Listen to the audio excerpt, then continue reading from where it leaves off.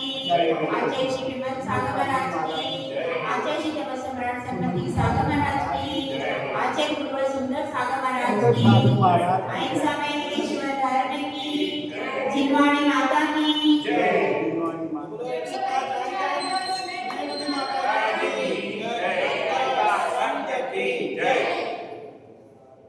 धर्म प्रेमी भव्य हम सब यहाँ आचार्य समंत भद्र विचित रत्नकरण शाखाचार्य का स्वाध्याय वह ग्रंथ जिसमें श्रावक की चर्या के बारे में प्रतिपादन किया जा रहा है। शिष्य ने प्रश्न किया था कि प्रकृति भी उपकार करती है, मनुष्य भी उपकार करता है, यज्ञ भी उपकार करता है। जब सब उपकार करते हैं तो अरिहंत भगवान का उपकार सर्वश्रेष्ठ कैसे हो सकता है?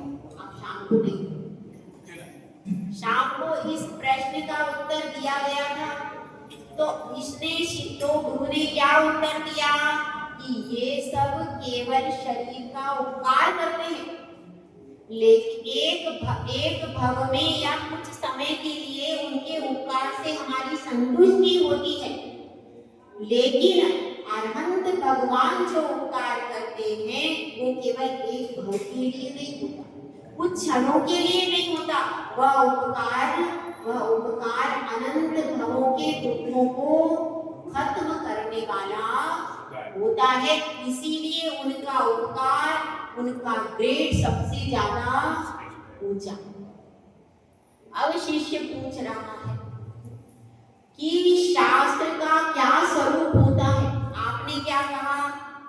आप तो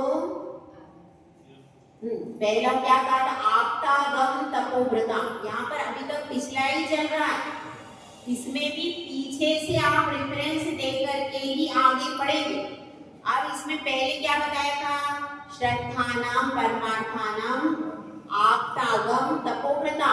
तो आप्त की परिभाषा उन्होंने अच्छे से समझा दी। 18 दोषों से रहित जो होता है, परमेष्टि होता है, वीतरागी होता है, विमल होता है, प्रति होता है, वह सार्वम होता है। वो सब कौन है? आप।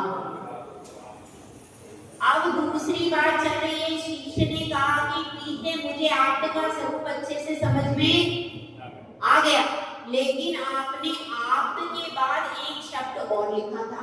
क्या लिखा था? आगम। आगम शब्द भी उसमें लिखा था। तो ये आगम क्या चीज है? आगम कौन सी चीज है और आगम की उत्पत्ति कैसे होती है? इन सब बातों को आप विस्तार पूर्वक मुझे समझाइए। तो गुरुदेव समंत भद्र स्वामी यहाँ पर इस कारिका में, इस श्लोक में यह समझा रहे हैं कि आगम क्या होता है। क्यों समझा रहे हैं? क्योंकि पहले वे कह आए थे, जहाँ पर सम्यक दर्शन का स्वरूप कहा था, वहां पर वे कह आए थे कि आप तागम तपोव्रता। तो इसलिए शिष्य क्या है? शिष्य विस्तार रुचि वाला है। गुरुदेव ने संक्षेप में व्याख्यान कर दिया, लेकिन शिष्य कौन सी बुद्धि वाले हैं? विस्तार बुद्धि वाले, विस्तार रुचि वाले। दो प्रकार के शिष्य होते हैं, एक तो संक्षेप रुचि वाले और एक विस्तार रुचि वाले। इसका मतलब क्या है? अब जैसे गुरु ने उपदेश दिया, जीव, क्या कहा? जीव, मात्र जीव शब्द कह दिया, उस जीव शब्द से वह शिष्य सब कुछ समझ गया। क्या क्या? जीव कौन से होते हैं? संसारी और मुक्त होते हैं, रस और स्थावर होते हैं। रस के कितने भेद हैं? दो इंद्रिय, त्रिइंद्रिय, चतुरिंद्रिय, पंचेंद्रिय, संगी, असंगी, और स्थावर के 5 स्थावर। यह सारा कुछ वर्णन कौन समझ गया? शिष्य। ये कौन से रुचि वाला शिष्य है? संक्षेप रुचि। एक शब्द गुरु ने कहा और वह सारा व्याख्यान अंदर का समझ गया। और दूसरे कौन से होते हैं? विस्तार बुद्धि वाले। अपन सब कौन सी बुद्धि वाले शिष्य हैं? विस्तार बुद्धि वाले। किसी का नाम क्या है? आपका नाम? तो हम सब विस्तार बुद्धि वाले शिष्य हैं। कितना भी गुरु खोल खोल के समझाते जाते हैं और अपने दिमाग में और कभी संतुष्ट होते नहीं होते अपन, कभी संतुष्ट नहीं होते और श्रद्धा भी होती नहीं है, मुश्किल से होती। तो अपन सब विस्तार रुचि वाले इतना भी खोल खोल के परिभाषा को बार बार भी समझा देते हैं, उसके बाद भी अपने को समझ में है ना। तो विस्तार रुचि वाले शिष्य, तो ये जिस शास्त्र भी किसके लिए लिखा गया है, विस्तार रुचि वाले शिष्यों को देख करके आचार्य श्री ने लिखा। और जो संक्षेप रुचि हो उनमें तो उन्होंने लिख दिया आप्तागम तप प्रदान, तो उतने में ही समझ गए, उनको ज्यादा विश्लेषण की आवश्यकता नहीं है। लेकिन जो आगे के शिष्य हैं वो कैसे हैं, विस्तार रुचि वाले, तो उनके लिए उन्होंने प्रश्न किया कि भाई आप बताइए आगम किसको कहा है। अन्य जगह भी वेद आदि के प्रकरण आते हैं, कहीं पर कोई और शास्त्र है, कहीं पे कुरान है, कहीं पे बाइबल है, कहीं पे कुछ और है। इस तरह से नाना प्रकार के शास्त्र मिलते हैं। सभी संप्रदायों में अपना अपना कोई ना कोई एक शास्त्र है। तो इसी तरह से तो ये आगम नाम की चीज क्या है, आगम किसे कहा गया है और इसका महत्व क्या है, इस बात को आचार्य श्री इस श्लोक में बताते हैं। श्लोक नंबर है अपना 9। आप्तोपज्ञमनुरंग्य मादृष्टेश्च विरोधकम् तत्वोपदेशकृत् सर्वम् शास्त्रं कापसघट्टनम्। इसमें कहा गया है आप्तोपज्ञमनुरंग्य। सबसे पहली चीज क्या है, आप्त के द्वारा कहा गया हो। पहली कंडीशन हमारे शास्त्र की क्या है, आप्त के द्वारा प्रतिपादित हो, आप्त के द्वारा कहा गया हो, ये पहली कंडीशन। किसी भी अन्य व्यक्ति के द्वारा कहा गया शास्त्र आगम नहीं। और कुछ हो सकता है, पुस्तक हो सकता है, किताब हो सकती है, लेकिन आगम कब होगा, जब आप्त के द्वारा कहा जाएगा तभी वह आगम होगा। यह पहली कंडीशन। सबसे बड़ी कंडीशन यही है। जितने भी शास्त्र हैं, तो अब इसमें शिष्य प्रश्न करता है, शिष्य बहुत बुद्धिशाली है, बहुत प्रश्न करता है, तो वह कहता है कि हे आचार्य परमेश्वरी, आपने कहा आपके द्वारा कहा गया हो, तो अभी तो चल रहा है क्या, पंचम काल। अभी तो भगवान है ही नहीं यहाँ पर, और भगवान ने कहा है, किसने देखा, भगवान ने कहा है या किसने देखा। तो इसलिए हम कैसे माने कि आपके द्वारा कहा हुआ शास्त्र हमारे पास में है। तो क्या कहते हैं आचार्य परमेश्वरी, भैया भले ही अभी पंचम काल में कौन नहीं है, आप नहीं है। अरहंत प्रभु तीर्थंकर, अरहंत प्रभु हमारे लिए आदर्श है, तो तीर्थंकर अरहंत प्रभु नहीं है। लेकिन उन्होंने जो चतुर्थ काल में कहा था उसको गणधर देव, उसके बाद प्रतिगणधर देव, उसके बाद फिर इंद्र नहीं आते, गणधर देव, प्रतिगणधर देव, फिर उनके बाद आचार्यों की परंपराएं चलती रहती है पूरी। उसके बाद वह आचार्यों से पूरा चलता रहता है, क्योंकि गणधर देव, प्रतिगणधर देव तो केवल वचनों के द्वारा ही प्रतिपादित करते, एक बार कहा और याद हो गया, लिखने की जरूरत नहीं। लेकिन उसके बाद धरसेन स्वामी के ज्ञान को पुष्पदंत भूतबली ने क्या कहा, लिपिबद्ध किया, और तब से वही ज्ञान आज तक चल रहा है।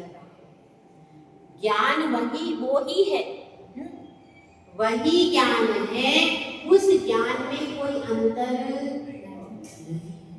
क्योंकि जितने भी आचार्य हैं, गणधर देव प्रति गणधर देव हैं, उन सबका लक्ष्य मोक्ष का ही था और वे सब कल्याण के अनुसार ही उन्होंने लिखा है। अपने स्वयं के स्वार्थ के लिए कोई शास्त्र की रचना नहीं।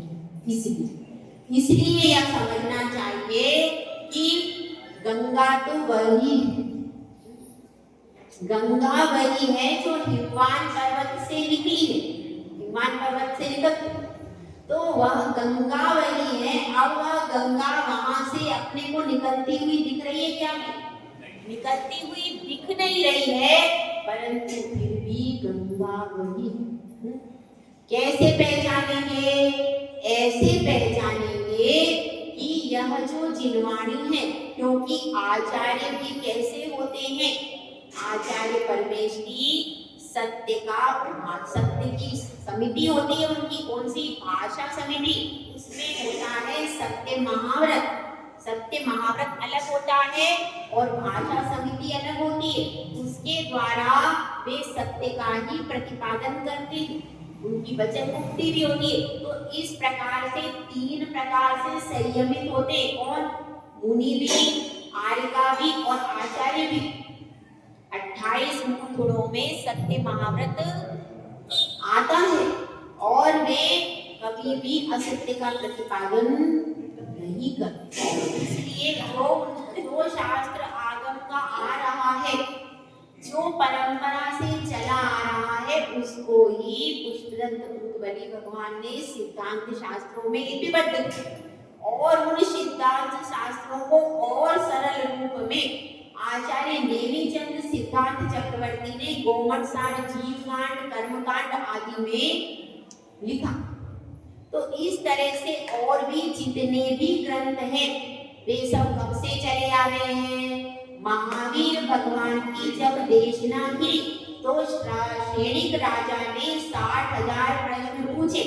उन सब के उत्तर में प्रथमानियोग के ग्रंथ लिखे।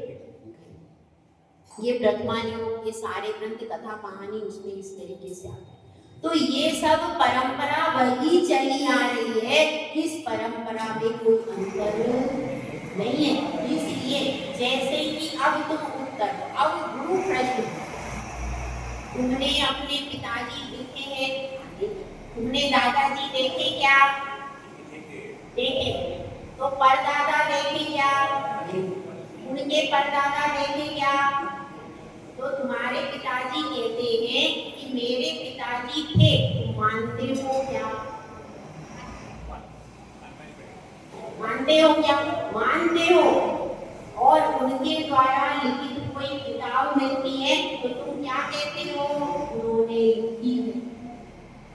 ऐसी बहुत सी किताबें भी पुरानी मिलती हैं जिनके लेखक अभी जीवित नहीं है, और उसके बाद भी हम उस पुस्तक पर आज भी कहते हैं कि नहीं, ये किसने लिखी है? भाई निराला जी ने लिखी है, प्रेमचंद ने लिखी है, महादेवी ने लिखी है। इस तरह से कई कई पुस्तकें हैं जो कि पुराने लेखकों ने लिखी है, पर आज भी उनके लेखक को माना जाता है कि नहीं? अब पन्नालाल जी हैं, वो भी अभी नहीं है, उनकी अपन क्या पढ़ते हैं? विनती पढ़ते हैं, जिनवाणी की स्तुति। तो ऐसी बहुत सी चीजें, आरती है, आरती के भी जितने अपन पढ़ते हैं, जीवित नहीं है उसमें से, तो भी जो अगर उसमें नाम आया है तो उनमें लिखा। इसी तरह से अरहंत देव की वाणी भी हम तक आई है, वह केवल बीच में माध्यम होता है। अब गंगा जैसे बह रही है, अब गंगा बह रही है, हमारे पास गंगा का जल है, लेकिन उसका उद्गम स्थल सब लोग देख नहीं पाते, सब लोग उसको नहीं देख पाते हैं, लेकिन फिर भी क्या करते हैं? विश्वास करते हैं कि यह गंगा है।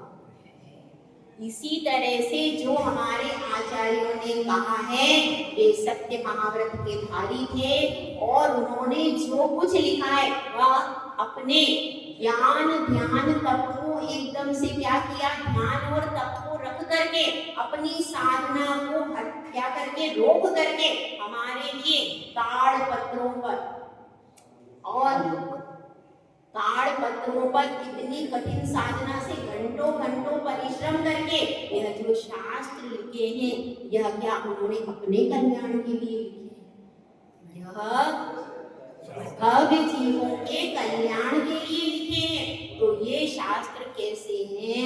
आपके द्वारा कहे हुए ही हैं। ठीक है, तो यहाँ पर पहला विशेषण क्या हो गया? आपके द्वारा कहा हुआ होना चाहिए, तभी वह जिनवाणी है। यदि आपके द्वारा कहा हुआ नहीं है तो और प्रश्न उठता है कि अभी वर्तमान में आचार्य कुछ प्रवचनों की पुस्तकें आदि भी लिखते हैं कि नहीं? लिखते हैं। और भी किताबें पंडित भी लिखते हैं, विद्वान भी लिखते हैं, सारे लोग लिख रहे। तो उसमें मान लो अगर श्लोक दिया है आगम का श्लोक दिया है और भावार्थ में कुछ और चीज भी वो लिख सकते हैं, तो आप ध्यान रखना, यदि वह भावार्थ उस गाथा से मैच करता है।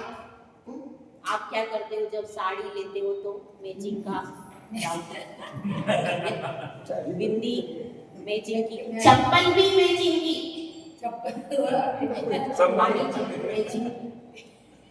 सारी चीज अभी नहीं, यहाँ पे तो कुछ भी पहन के आओ। मंदिर में क्या जो बिल्कुल खराब है, फैशन आउट, वो चीज मंदिर में। और आपको रियल देखना हो इनको तो कहाँ चले जाओ? शादी में रियल आपके घर की वो पहचान भी नहीं आएगी, उसकी चीज अलग ही दिखेगी। तो मैचिंग आप सब में करते। इसी तरह से जब कोई शास्त्र आपको मिलता, किसी के द्वारा लिखा गया है, पंडितों के द्वारा भी हो सकता है, किसी मुनिराज आदि के द्वारा, तो उसको पढ़ने के बाद यदि आपको लगता है तो आप उसको आगम से मैच कर लो। यदि आगम और वह मैच करता है तो वह शास्त्र कैसा है? सम्यक है। और यदि आगम के विपरीत उसमें कुछ लिखा है तो वह मिथ्यात्व तो नहीं, उसको आप श्रद्धान मत करना।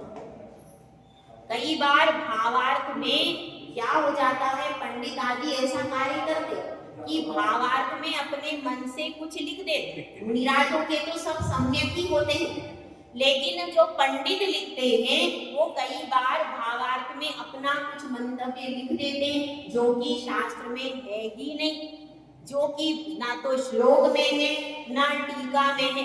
टीका को भी देख सकते हैं आप, श्लोक को भी देख सकते हैं।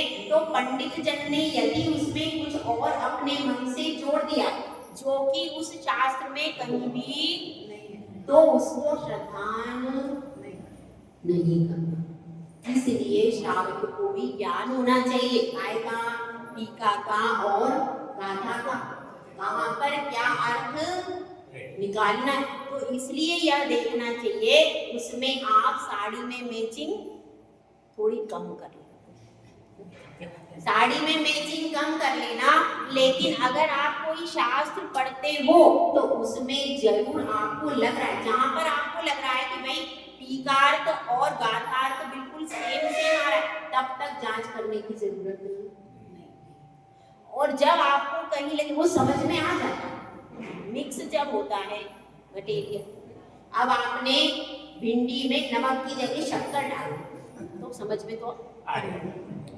इसी तरह से शास्त्र में भी जहाँ भी आप पहले क्या विधि है पढ़ने की, पहले सबसे पहले आप उसका गाथा पढ़ो, गाथा के एक शब्द का अर्थ पढ़ो, उसके बाद टीका पढ़ो, टीका के एक शब्द का अर्थ पढ़ो, इतना पढ़ो और 2-3 बार पढ़ो। इतना पढ़ने के बाद फिर भावार्थ पढ़ो, आपको मिलावट अपने आप समझ में।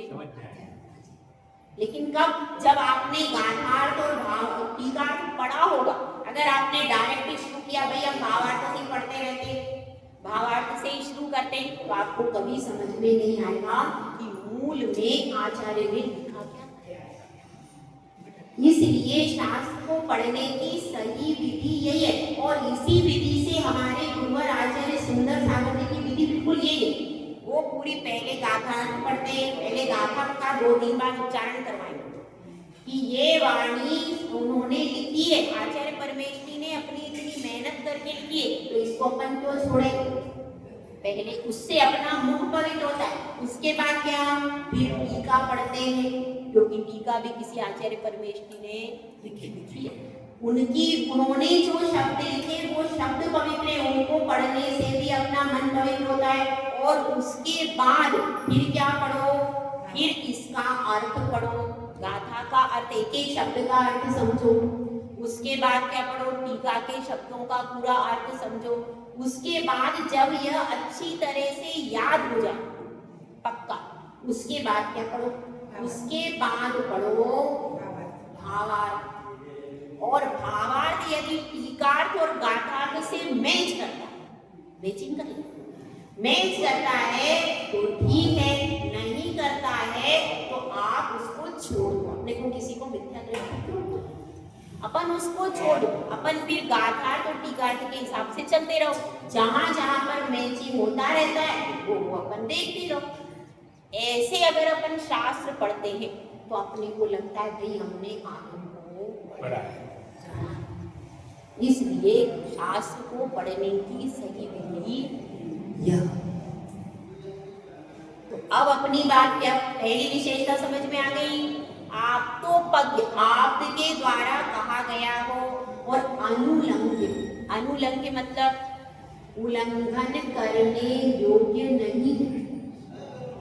अब जैसे एक बात यहाँ पर लिख दी, क्या अपने शास्त्रों में एक बात लिखी है, हिंसा नहीं करना चाहिए। क्या लिखा, हिंसा नहीं करना चाहिए, सप्त व्यसनों का त्याग करना चाहिए। कौन से ग्रंथ में लिखा है, एक ग्रंथ में लिखा।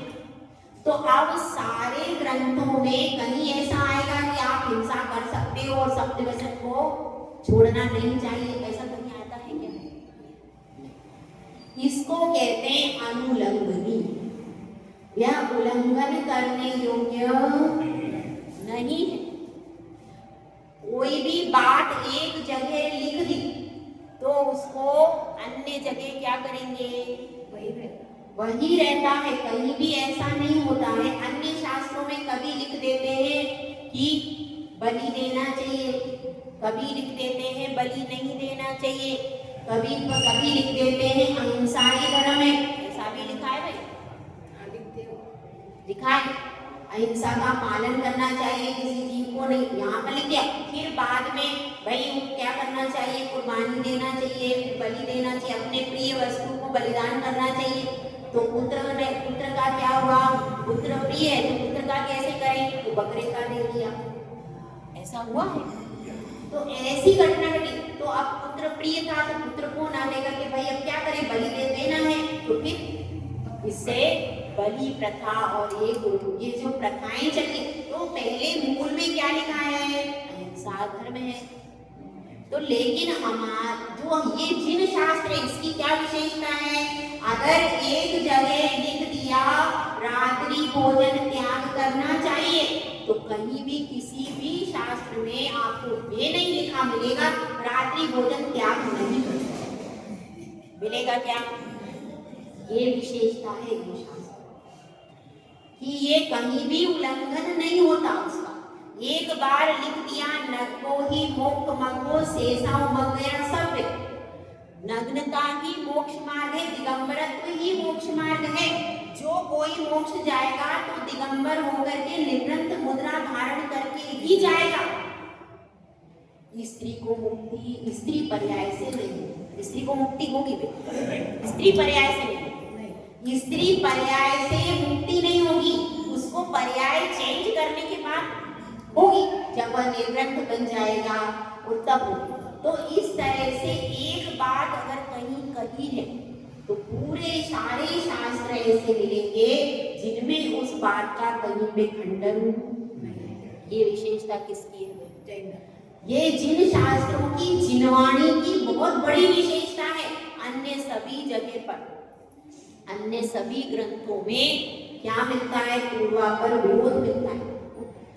और भी दूसरे धर्मों में कहा जाता है कि 4 महीने कंदमूल नहीं खाना चाहिए। क्या भाई मालूम है आपको? अन्य चीजों का भी ज्ञान होना चाहिए।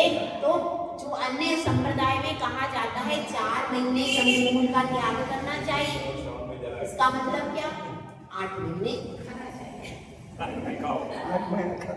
लेकिन यहाँ अपने शास्त्रों में कहीं भी मिला आपको कि 4 महीने कंदमूल का कोई मतलब नहीं, कंदमूल का त्याग ही करना चाहिए। एक बात सीधी सीधी लिख दी। अब ये नहीं कि 4 महीने कि 8 महीने, कुछ भी मतलब यहाँ पर तो एक बार त्याग करने का कहा तो सब शास्त्रों में त्याग ही मिलेगा। यहाँ पर ऐसा नहीं होगा कि भाई आप दो छूट ले लो, यहाँ छूट का काम नहीं। वो तो अपन अपने हिसाब से कल भैया हम क्या करें, हम बाहर रहते हैं, माता जी छूट दे दो, रात्रि भोजन के लिए 4 दिन की छूट दे दो महीने में, वो आपकी असमर्थता है। शास्त्रों में नहीं आएगा कि आप छूट। शास्त्रों में तो वही कथन आएगा जो राजमार्ग है, जो उत्कृष्ट मार्ग। यहाँ पर उस उत्कृष्ट मार्ग का प्रतिपादन किया जा रहा है। तो इसका मतलब क्या है? एक शास्त्र में एक आचार्य ने कोई बात लिखी, सारे आचार्य पूरे शास्त्र लिखे गए, लेकिन उनकी बात को कोई भी काटेगा नहीं। पूर्व के जो आचार्य हैं उनकी बातों का समर्थन करेंगे, क्योंकि उन्होंने भी आगम को लिखा है, उन्होंने आगम को लिखा है। इसीलिए पूर्व के आचार्य के प्रति क्या मिलती है? प्रशस्तियां मिलती है। पूर्व के पिछले जो आचार्य हैं वो उनको क्या मानते हैं? अपना आदर्श मानते हैं कि हमारे आदर्श हैं, और उनको नमोस्तु करके फिर आगे प्रारंभ करते। तो यहाँ पर विनय गुण रहता है, इसलिए यह शास्त्र कैसी है? जिनवाणी अनुल्लंघनीय, कभी भी उल्लंघन करने योग्य नहीं। उसके बाद माँ दृष्टेष्ट विरोधकम। माँ दृष्टेष्ट का अर्थ क्या है? माँ दृष्टेष्ट का अर्थ है प्रत्यक्ष और अनुमान आदि से बाधित नहीं होता। दृष्ट का अर्थ क्या है? दृष्ट और अदृष्ट दो चीजें। अब इसको समझ लो, ये कठिन आ गया, किसका विषय आ गया? ये परीक्षा मुख आदि का विषय आ गया। तो दृष्ट और अदृष्ट का मतलब क्या है? जो आपने देखा है वह क्या है? दृष्ट। और जो आपने देखा नहीं वह क्या हो गया? अदृष्ट। ठीक है, तो अब आपने यहाँ देखा कि मंदिर में भगवान है, तो क्या हो गया? देख लिया, दृष्टि। अब आप कहीं और बैठे हो और वहां कोई कहता है कि मंदिर में भगवान है, तो आप क्या करोगे? अनुमान लगाओगे। लेकिन यहाँ पर आपको किसी से पूछने की जरूरत नहीं। तो एक तो होता है देखा गया और एक होता है बिना देखा गया। तो क्या है? अब वह देखा हुआ हो या बिना देखा हुआ, वह दोनों शब्द इसमें गर्भित होते हैं। इसमें जिनवाणी किस हिसाब से? कि केवल ज्ञान में सब कुछ अपने भगवान ने देखा हुआ है। अब आप ये सोचो कि मैं देखूंगा तभी मानूंगा। मेरे को क्या पता स्वर्ग कहाँ है, नरक कहाँ है, स्वर्ग कहाँ है, नरक कहाँ है, और ये सब तो किसी ने देखे नहीं। सुमेरु पर्वत कहाँ है, नंदीश्वर कहाँ है, रोज पूजा करती हो बेकार है। नंदीश्वर कहाँ है, पंचमेरु कहाँ है, सुमेरु कहाँ है? दिखाई दो नहीं दे रहे, भले ही दिखाई नहीं दे रहे, लेकिन वे हैं। क्यों? क्योंकि जिनवाणी में लिखा हुआ है। जिनवाणी में लिखा हुआ है सूक्ष्म, दूरवर्ती और अंतरिक्ष 3 प्रकार के पदार्थों का श्रद्धान आगम से करना चाहिए। सूक्ष्म मतलब क्या? जो हमारी आंखों से दिखाई नहीं देते, और अंतरिक्ष मतलब ढके हुए, जैसे सुमेरु पर्वत के नीचे सोना है लेकिन ढका हुआ है, ढका हुआ है। सुमेरु पर्वत के नीचे सोना है, ऐसा आता है, खोज लो आप लोग। तो ढूंढी नहीं, पहले सुमेरु पर्वत ढूंढ लो तो हमें ही बता देना। सुमेरु पर्वत के नीचे सोना है, लेकिन कैसा है? ढका हुआ है। ये किसमें? आगम में आए तो अपन मानते हैं वही होगा सोना। और क्या है? और अंतरिक्ष, और क्या है? दूरवर्ती, जो कि अत्यंत दूर है, ढके हुए नहीं लेकिन कैसे हैं? दूर है। जैसे नंदीश्वर द्वीप है, स्वयंभू रमण समुद्र है, स्वर्ग है, नरक है, उसमें मनुष्य नहीं जा सकते। तो ऐसे दूर हैं, तो उन दूरवर्ती पदार्थों का श्रद्धान आगम से करना चाहिए। और एक बात बताते हैं कि भाई स्वर्ग नरक कहाँ है? तो इसका एक उदाहरण है कि हम जैसे यहाँ पर क्या करते हैं? पुण्य करते हैं, तो पूरा फल तो यहाँ भोग नहीं पा रहे, भोगते हैं क्या? और पूर्व का हम अब आज भोग रहे हैं। पूर्व में जो कर्म किए थे उसका फल हम आज भोगते दिख रहे हैं कि नहीं? दिख रहे हैं। तो जब पूर्व का फल भोगते हुए हम आज दिख रहे हैं, क्योंकि जन्म से जो बालक था उसने क्या किया? तो भी वो कोई काना है, कोई गूंगा है, कोई बहरा है, और किसी के पास धन है, किसी के पास निर्धन है, कोई सुंदर है, कोई। तो इस तरह से जब जन्म से ही वह पूर्व का कर्म लेकर के आया, समझना, पूर्व का कर्म लेकर के आया, तो यहाँ पर भी हम कुछ ना कुछ लेकर के निश्चित जाए, इससे प्रूव होता है। तो अब यहाँ पर किसी ने पुण्य एकत्रित किया, तो पूरा पुण्य तो उसको भोग नहीं सकता। और जो त्याग करते हैं उससे पुण्य बढ़ता है। जब गुरु त्याग करते हैं, साधु त्याग करते हैं, त्याग कर दिया, अब हमने ही त्याग कर दिया मान लो, तो त्याग करने के बाद जो हमारा पुण्य था, अगर हम घर में रहते तो वो सब भोगते कि नहीं? भोगते। तो वह हमने जो त्याग कर दिया कम उम्र में, वह त्याग के कारण वह पुण्य बढ़ा कि घटा? तो अब यह पुण्य कहाँ जाकर के भोगेंगे? तो यह सारा पुण्य स्वर्ग जाकर के भोगेंगे। तो यहाँ पर तो पुण्य की सारी हमने चीजें छोड़ी नहीं ना। जिसने सब त्याग ही कर दिया है, अब वह पुण्य सामग्री, अब उसका पुण्य बढ़ा, अब पुण्य बढ़ा और उसका उसी त्याग में, उसी तपस्या में, उसी उपवास में उसका समाधि मरण हो गया, तो उसका पास पुण्य था कि नहीं? तो अब वह पुण्य कहाँ भोगेगा? तो वह या तो पुण्य को क्षय कर दे और अरहंत बन जाए, सिद्ध बन जाए। सिद्ध बन जाए तो उसका पुण्य भी खत्म हो गया, तो फिर वो मोक्ष जाएगा। और यदि वह पुण्य रहेगा तो कहाँ ले जाएगा? समझ में आया? और कोई व्यक्ति पाप ही पाप कर रहा है, उसके पास धन भी है, उसके पास अच्छा मकान है, सब कुछ अच्छी अच्छी चीजें हैं, सारी सुविधाएं हैं, लेकिन वो क्या कर रहा है? व्यसनों में पड़ा है। सुबह और शाम उसकी शराब और स्त्री के साथ में। तो इस तरह से जो सप्त व्यसनी है, दिन भर जो कैसा रहता है? दिन भर सप्त व्यसनों में लगा रहता है, तो भाई यहाँ पर तो उस पाप की पूर्ति नहीं होगी। जो कत्ल खानों के काम कर रहे हैं, दिन भर कितने लाखों पशुओं का संहार कर रहे हैं, जो प्रतिदिन मांसाहार करते, वो इस पाप का फल कहाँ भोगेंगे?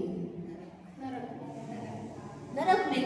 तो इस तरह से वर्तमान परिणतियों के आधार पर भी हम बता सकते हैं कि जो हमारा जन्म हुआ, जब हम जन्म से कर्म लेकर के आए कि थोड़ा पुण्य भी लेके आए, थोड़ा पाप भी लेके आए।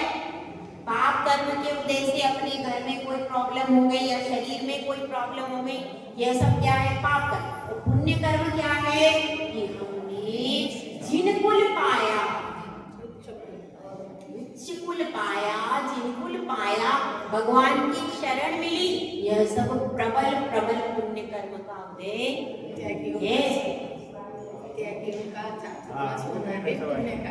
है वो तो सब। तो यह सब पुण्य आप लेकर के आए हो, लेकिन जो पुण्य को जैसे जैसे त्याग कर जाता है, मिलने वाली चीजों को जो भोगता जाता है, उसका तो फिर नष्ट होता जाता है। लेकिन जो भोगता नहीं है, त्याग के मार्ग पर बढ़ जाते हैं, उनका पुण्य धीरे धीरे बढ़ता चला जाता है। और एक दिन वह पुण्य भी क्या करता है, सातिशय प्रकृति तीर्थंकर को उत्पन्न कर देता है। और उसी पुण्य की दीक्षा लेने के लिए, आगे बढ़ने के लिए पुण्य ही पुण्य चाहिए। अगर आपके पास पाप प्रकृतियां ज्यादा रहेंगी तो दीक्षा ले नहीं पाओ, कहीं शरीर में कुछ हो जाएगा, कहीं कुछ बाधा हो जाएगी, कहीं कुछ बाधा हो जाएगी। तो पुण्य प्रकृतियां अपने लिए अरहंत पद तक कैसी है, कथंचित उपादेय भूत है, सर्वथा सर्वदा उपादेय भूत नहीं है। सर्वथा सर्वदा उपादेय भूत तो मोक्ष ही है। मोक्ष के लिए पुरुषार्थ तो मोक्ष के लिए ही करना है। पुण्य प्रकृति के लिए वह मिलेगी, ठीक है, मिलेगी, लेकिन उसकी अपना लक्ष्य तो ऊंचा ही बनाना है, लक्ष्य छोटा। तो अब अपनी बात चल रही है, देखा हुआ हो और ना देखा हुआ हो तो मत दृष्टेष्ट विरोध का, और उसका विरोध करने वाला न। देखा हुआ हो और अदेखा हुआ मतलब प्रत्यक्ष और अनुमान, दो प्रकार से तत्वों को सिद्ध करते, एक तो प्रत्यक्ष के द्वारा और एक अनुमान के द्वारा सिद्ध किया जाता है। अनुमान मतलब क्या होता है, जैसे पेड़ पर क्या है, एक पेड़ पर नहीं, पर्वत पर अग्नि है, कैसे पता चलेगा, धुएं को देख करके आपने अनुमान लगाया क्या, पर्वत पर अग्नि है। तो वह अनुमान से भी प्रूव होता है, जो हमारा आगम है प्रत्यक्ष से भी प्रूव होता है और अनुमान से भी प्रूव होता है, और विरोध करने वाला नहीं है। किसका, प्रत्यक्ष और अनुमान का विरोध करने वाला नहीं। उसके बाद तत्वोपदेशम कृत सार्वम, सार्वम का अर्थ क्या होता है बताया जाता है, ये सबका हित करने वाला है। यह जो तत्वों का उपदेश दिया गया है यह सबका हित करने वाला है। ऐसा नहीं है कि एक व्यक्ति का हित करने वाला, यह सबका हित करने वाला है। भले मनुष्य आए, त्रियंच आए, देव आए, कोई भी आके बैठ जाए भगवान की वाणी में, ऐसा नहीं होगा कि भाई ये तो क्रूर है, इसको उपदेश सबके लिए, उसमें उपदेश सबके कल्याण का होगा, किसी भी एक पर्टिकुलर व्यक्ति के लिए उपदेश। इसलिए कृत सार्वम यानी सबके लिए जिसकी रचना की गई है, शास्त्रम कापथ घटना। कापथ का अर्थ क्या होता है, मिथ्या। यह मिथ्या मार्ग जो है, कापथ का अर्थ होता है मिथ्या मार्ग। वह जो मिथ्या मार्ग है, घटनम यानी उसको नष्ट करने वाला है। मिथ्या मार्ग को क्या करने वाला है, नष्ट करने वाला है, उसका घटन करने वाला है, घटाने वाला।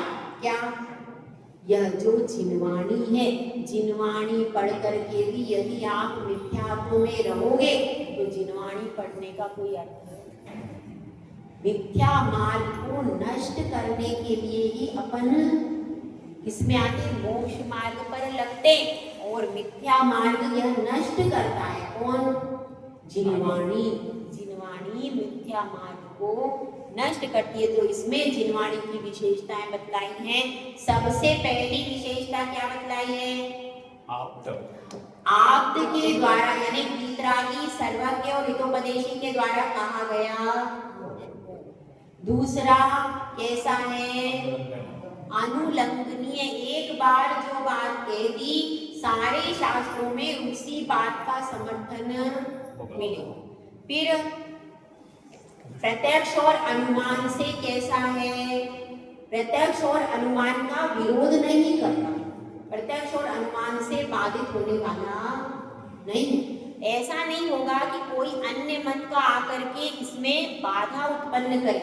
फिर दूसरा क्या है, तत्वोपदेश, ये जो तत्वों का उपदेश है, कृत सार्वम सबके लिए हितकारी है। ऐसा नहीं है कि किसी एक के लिए, सार्वम मतलब सबके लिए। समूह शरण में निज जाति के लोग भी जा सकते हैं, समूह शरण में सबके लिए उपदेश रहता है।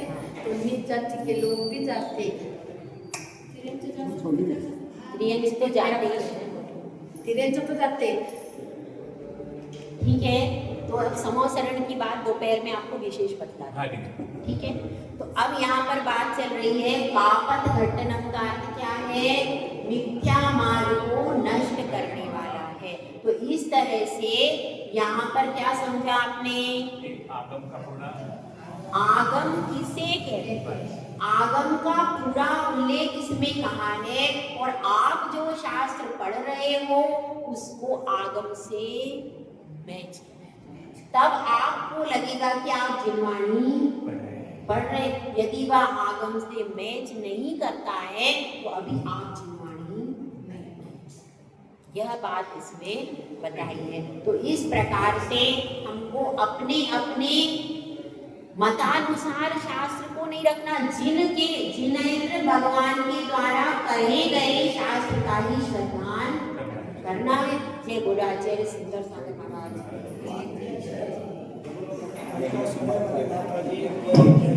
हरि का संग की जय।